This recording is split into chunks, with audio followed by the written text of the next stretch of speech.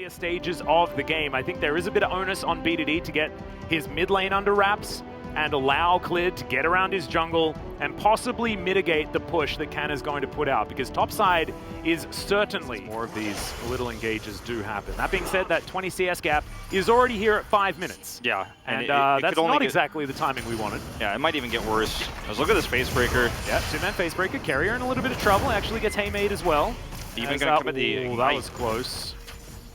As now we're looking to try and get this dive onto Rascal. He flashes. Turret aggro picked up by Cuzz and held onto absolutely beautifully. Great gank up there. And we mentioned that T1 playing around topside should be an inevitability, and so far very successful. And getting kills. You are going to get a Drake out of this, and even with a little bit of mid control here for Faker, there's just no way that they can punish this. But the trade again here with 6 up. Yep, Canna actually only needs a Shock Blast and an auto, and is just dead. Maybe just an Empowered Shock Blast. That was on cooldown though, and now Rascal. Oh, Gen.G, I think their spidey senses are tingling just a little bit here, understanding that there could be just another visit towards the top side. Rascal desperately trying to get towards his turret. Spear is going to miss, and Rascal's now just hopefully trying to deal with these minions. Oh no, knockup does land onto Cuzz. He's still got turret aggro, but he's able to hop out of the way to the skies from Canna. He has to flash. Is he just dead? No! Gets the level up just in time. Cuzz gonna look for one more spear. It's not over yet. Oh, Rascal's gonna get out of the way. Soul Furnace back available once again, and now Clid. Out of vision. He is just seen. Pings come down. Clid cannot contest. He's gonna look for a smite steal. Oh, okay. That's not, he just walks up to it and says thanks. Okay, well, that's one way of losing the Rift Herald. That's unbelievable. They can get the eye, though. That's unbelievable that happened, Atlus. Like, he actually just walks up and takes it. Yeah, Cuzz gonna have to try and get out of the way here as Clid. BDD finally there. The train leaves the station. I don't think anyone... Oh, yes, it was. So the drive-by collection of the eye was... here. The value Teddy's getting on the top side is extremely mitigated. Even now with BDD showing up, he's going to get even less. This is definitely a trade that you want to take as Gen.G. Is it good enough for their composition later on? It's hard to say right now. It's hard to judge. But with the 2 Drake advantage, the extra gold that's given over to Ruler now, I mean, it's about as good as it gets. Top was able to get the whole full plate's bottom. Going to get the top turret. It's kind of insane, actually, how much gold he has. But the Rangers can't do it if T1 gets a free poke like that. Yeah, and I mean, this is exactly what T1's comp is designed to do, right?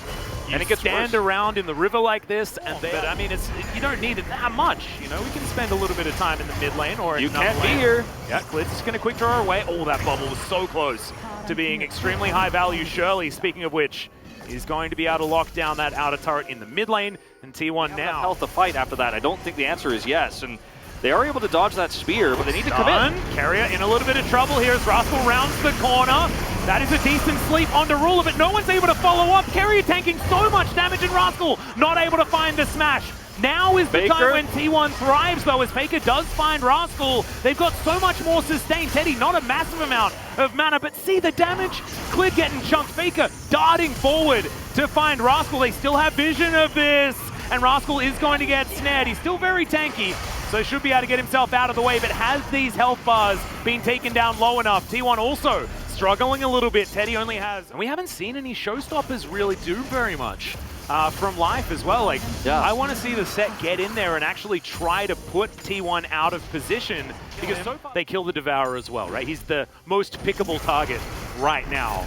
As, okay, here comes the train. Another flash comes out from Canna. That was already back up since their last fight. As Kemp Tank comes down, great knock up. And Clid should have the damage for this one. Canna just out of position, pushing up a little bit too far. Now Gen.G in a 4 versus 5 scenario, but there's 4 minutes left on this Drake. What are you really fighting for? Yeah, exactly. At this stage of the game, as Faker jumps on over, he'll find the bubble onto Clid as BDD flashes in front of the Battlestar to keep his jungler alive, and now Ruler finds Faker, who may be overextended. Fate's call is going to land onto the Tahm. Kench as Faker spends so much time in his belly, but it means that Keria gives up his life. Scat of the week is good onto Cuzz, but that is 2 picks now for Gen.G. 2 picks for Gen.G. That's the kind of mistake you can make against a comp like this, where Gen.G can start to snowball a game away from you if you give them too much agency. Well, BDD going to get snared up. Life now in position to try to defend. Clid makes his way through, and now Teddy might be out of position. Devour going to be used, but now it's on cooldown. There's Scat of the week. Canna is dead once again, and here's the re-engage. Ulti comes through Cuzz. goes golden to mitigate it. Clid going to survive, and now the showstopper comes in. He's dead actually because there's no face call to keep him alive. However, now Faker could be in trouble, and this is not the kind of fighting that T1 wants. Turret, Ruler in trouble. Yeah, this turret is 100% the MVP as Pierce does a lot of work onto Faker, and Gen.G are bullied out of the way for now. I mean, this is where it starts to get scary. Plates, for example, it's not just the CS that he was also given. His sleep does connect.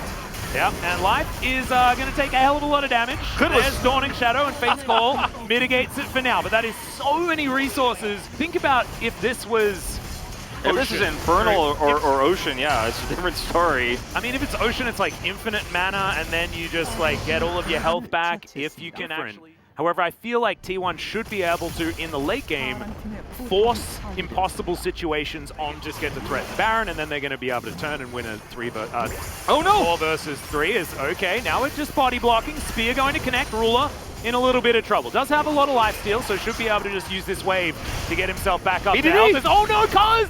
Going to get taken down solo. The Primal Surge was decent, but that orb will finish him off. That's the jungler dead, and now Gen.G might think about heading towards this Baron. They have good vision control here too, Atlus. I mean, there's nothing for T1. They don't have the vision to actually throw these Battle Stars. They have to throw them blind. Well, they have to contest. They have to contest.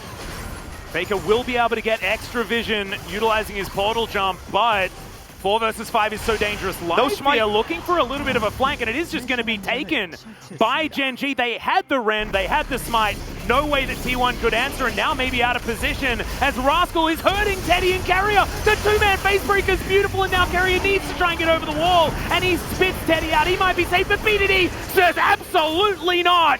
And he's going to be able to find him exactly the perfect teleport as Gen.G playing the series of his life right now. He sets up the pick that goes on to Cuzz at the most critical moment. It's proactive plays like this on the Syndra. We've been talking about it all playoffs. Sometimes Syndra feels like a boring pick, sit back and poke, not as interesting as so many of the other mid laners we have. But if you're able to just take these turrets out, 30 seconds left on the Baron buff. Oh, look at Life! Flashing on in, finds the facebreaker. Faker has to flash out once again.